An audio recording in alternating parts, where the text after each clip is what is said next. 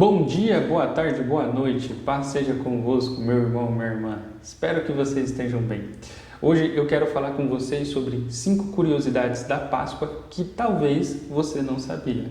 Antes de mais nada, quero te pedir que você curte esse vídeo, que você deixe um comentário aqui embaixo e se inscreva aqui no nosso canal da nossa igreja, porque aqui é onde a gente faz a transmissão do culto ao vivo e é onde a gente vai colocar mais conteúdos como este para edificar a sua fé. Então, sem mais demora, vamos lá. 5 curiosidades que talvez você não sabia sobre a Páscoa. Curiosidade número 1. Você sabia que a Páscoa, quando ela era celebrada no Antigo Testamento, a ordenança de Deus era para que o cordeiro fosse separado no 10º dia. E aí, depois daquela semana, existia a preparação e, surpreendentemente, Jesus entra em Jerusalém também no 10º dia do mês de celebração da Páscoa. Era o mês de Abib, mês de Nissan, não importa como chama, mas o que importa é que as profecias bíblicas se cumpriram em Jesus, porque ele sim era o Cordeiro verdadeiro que representaria a Páscoa para todos nós e de forma definitiva. Então, essa conexão a gente vê nas Escrituras, a ordenança no Antigo Testamento, onde Deus pede para separar o Cordeiro no 10º dia, e aí, a partir do 14º dia, existiria a preparação dele ali. Então, existia a separação e depois a preparação dele para que ele fosse crucificado e representasse, de fato, no Antigo Testamento, era apenas uma representatividade, mas no Novo Testamento, quando Jesus estava aqui, ele estava consumando esse ato de libertação e de salvação, que é a sua morte para nós. Curiosidade número 2. Ainda sobre o cordeiro, Deus fala que depois deles ceiarem, nenhum osso do cordeiro deveria ser quebrado. E isso acontece também quando Jesus está na cruz. Os soldados foram até Pilatos para pedir para quebrar as pernas daqueles que estavam crucificados. E os dois que estavam, aconteceu aquilo. Mas em Jesus não. Eles viram que Jesus já estava morto, e aí só teve a lança colocada aqui na lateral de Jesus, mas nenhum osso dele foi quebrado. Entende? Uma coisa, lá no Antigo Testamento era a figura de Jesus e a maneira como lidava com o Cordeiro no Antigo Testamento foi exatamente como aconteceu no Novo. Cada detalhe, sem nada sair do controle de Deus, aconteceu. Não precisava de Jesus estar vivo para poder falar assim, não quebre os meus ossos. Não basta. Tudo foi orquestrado por Deus e aconteceu dessa forma. Então, essa representatividade, e a gente vê isso também nas Escrituras, em mais de um texto, não só do livro de Êxodo, como também dos Evangelhos, a gente vê essa profecia de que nenhum osso do seu corpo seria quebrado. Curiosidade número 3. Você sabia que Judas estava numa posição privilegiada no momento da última ceia? Pois é, como de costume da época, eles faziam a ceia e eles usavam uma mesa que era chamada tipo um triclínio, sabe? Que é uma mesa em formato de U, assim. E o anfitrião, ou aquele que estava proporcionando o banquete, era a pessoa mais importante da cerimônia e ele costumava se sentar no meio daquela mesa. E aí tem um detalhe importante, é que, por costume da época, os convidados eram colocados em ordem hierárquica. Então, a gente vê nas Escrituras, João descrevendo em seu Evangelho, que ele se proclama como discípulo amado, que estava em um dos lados dele, e o outro ele relata, quando Jesus fala quem iria o trair, aquele que consegue pegar o pão na hora que Jesus passa. Jesus divide o pão com ele. Então, a gente entende que Judas estava no outro lado de Jesus. Algumas pinturas ao longo do tempo desenham isso, mas até a série do The Chosen foi feliz em montar essa cena bem direta e bem precisa com essa descrição bíblica.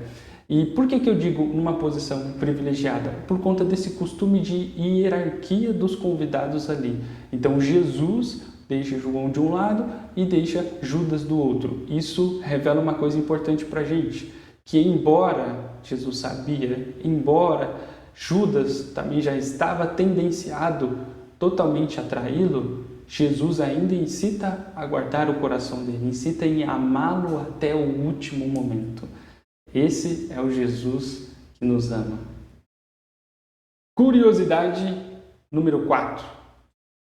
A morte de cruz, naquela época, era o castigo mais cruel do Império Romano. Nas Escrituras, tem os registros de que Jesus morreu a morte de cruz, mas estudando os historiadores da época, somente bandidos, violentos, rebeldes, pessoas muito perigosas, eles eram crucificados. Outros que cometiam crimes menores não tinham tanta punição com essa severidade, mas que criminosos muito perigosos eram crucificados naquela época. Então, a morte por cruz era o grau, um dos mais graves, mais cruel do Império Romano aplicado naquela época. E Jesus foi considerado este nível, minha gente, de criminoso. Ele não cometeu nenhum crime, ele não fez nada de errado, mas nós fizemos. Toda a humanidade cometeu um crime contra ele, entendeu? Mas os nossos pecados estavam sobre ele e ele foi condenado como um criminoso perigoso. E aqui vem uma questão muito interessante, é que Jesus, mesmo sendo inocente, foi considerado criminoso para que nós pudéssemos nos tornar inocentes. Foi por conta da sua condenação que hoje nós somos considerados livres. E por último, curiosidade número 5. No Evangelho de João, fica claro que quando eles chegam ao túmulo após a ressurreição, eles encontram ali algumas coisas. E um detalhe muito importante que João registra é que o pano estava dobrado.